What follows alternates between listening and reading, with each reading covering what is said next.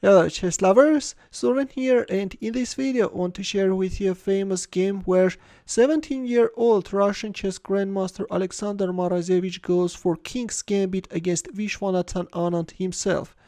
This game was played in a rapid time control in 1995 in Moscow, and Morozevich, who had white pieces, opened up with e4. Anand responded with e5, and there we have it, guys. This hyper-aggressive King's Gambit is on the board. Anand accepted the Gambited pawn, we have King's Gambit accepted and Bishop c4. Morozevich is choosing the Bishop's Gambit. With this move, White is inviting Black to announce a check from h4, but of course there's nothing wrong with White's king. White can play King f1 and then kick away Black Queen, then win the pawn on f4 and castle by hand. But Anand didn't go for Queen h4 check, instead he developed his kingside knight. Knight f6 was played, knight c3, c6, Black is preparing d5 advancement. Morozevich moved back his bishop on b3, d5, e takes d5, c takes d5, d4.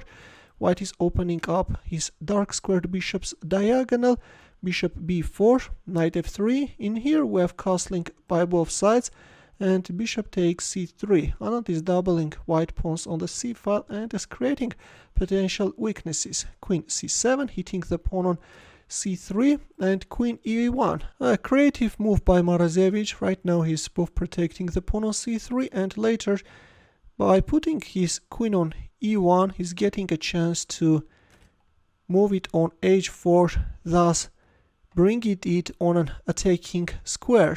Knight c6. Well, if I move like rook e8, then simply knight e5. Nothing wrong with White's position. In our game, knight c6 was played, and using the fact that the c file is blocked for Black Queen, we have queen h4, knight e7, and bishop takes f4. Finally, White is winning the pawn on f4, but is doing it in the cost of giving up the pawn on c3. So right now, White is a pawn down. Bishop d2, queen c7, knight e5, knight f5 already. A move like rook takes f6 could be a very dangerous threat. That's why knight f5 was played by Anand, hitting the queen on h4, queen f4, bishop e6, bishop b4. We have a nice attacking diagonal for the dark squared bishop, rook c8, and there it goes, g4 is on the board.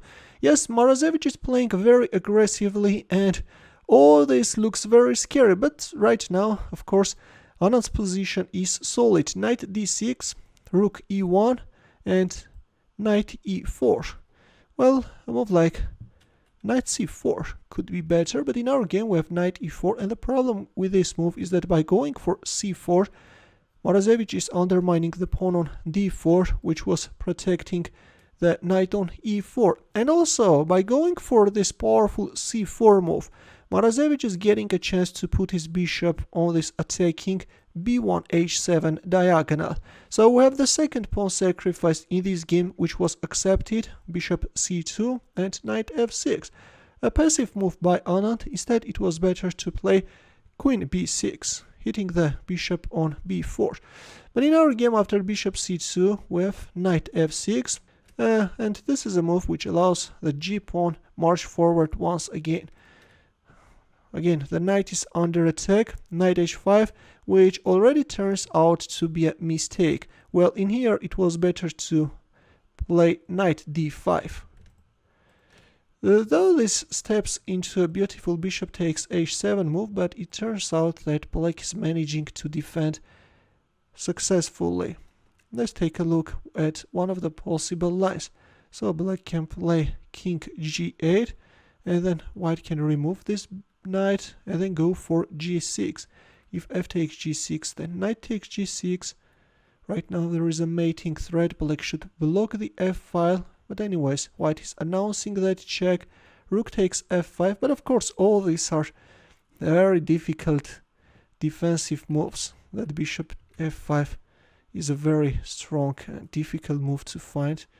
Rook takes f5 is coming, and then queen h5, using the fact that the knight is pinned, but now Black is managing to announce perpetual check, relying on the fact that if you move away your rook, which was pinning the knight, then black can win white queen, and yes, the players have equal chances.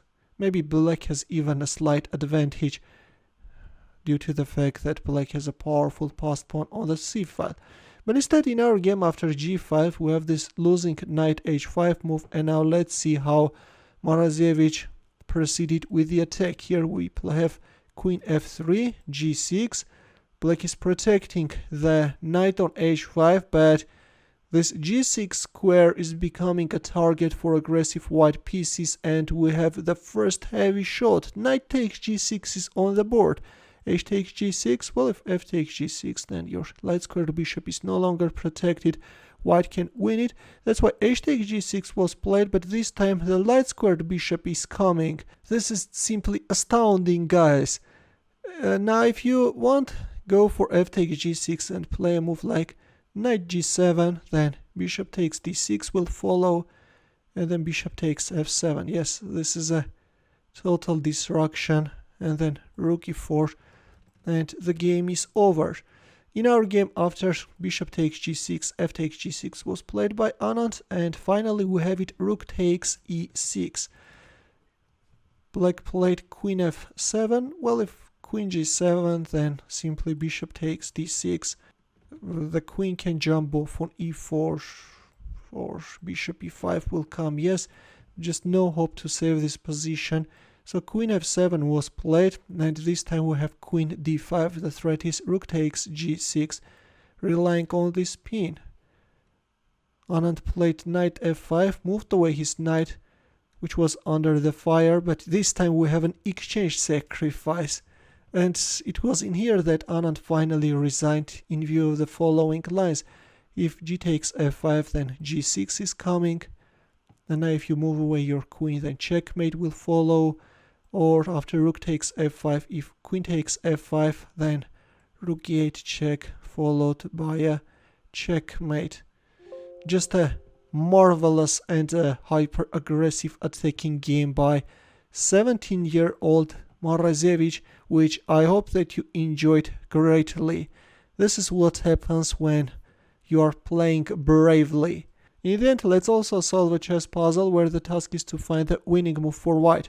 It's white to move, and I will wait for your answer in the comment section. Thanks for watching. Here are more suggestions for you. Feel free to check them out as well. I will see you in my next video. Take care.